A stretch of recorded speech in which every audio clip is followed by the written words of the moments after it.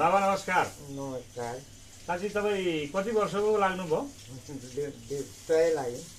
100 लाग्नुभयो। तपाईँको जन्म मिति त तपाईँलाई थाहा होला। 2084 साल 1984 साल जेठ 17 गते। 84 भनेपछि अहिले 82 लगभग हाराहारी नै पुग्नु भएछ। अनि साँच्ची अनि यो तपाईँलाई अहिलेको यो चुनाव त अब रासोपाले जितिहाल्यो, तपाईँलाई कस्तो लाग्यो? त्यो पार्टीले केही गर्छ जस्तो लाग्यो कि? राम्रै गर्छ जस्तो लाग्यो।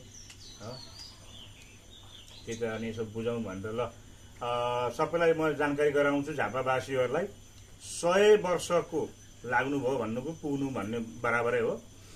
उहाँ चाहिँ झापा सुरुङ्गा वार्ड नम्बर 2 उकुसबासमा आएर भेट्न सक्नुहुन्छ। हाम्रो चाहिँ सुकेटा सुरुङ्गामा चाहिँ उहाँको उमेरको मान्छे सायद पाउन गाह्रै पर्छ।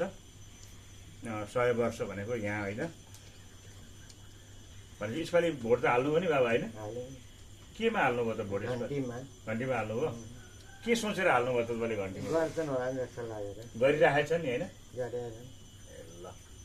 ल सबैलाई धन्यवाद छ यो भिडियो हेर्ने जतिलाई। मेरो यो भिडियोलाई हेरेर प्रतिक्रिया दिनु होला।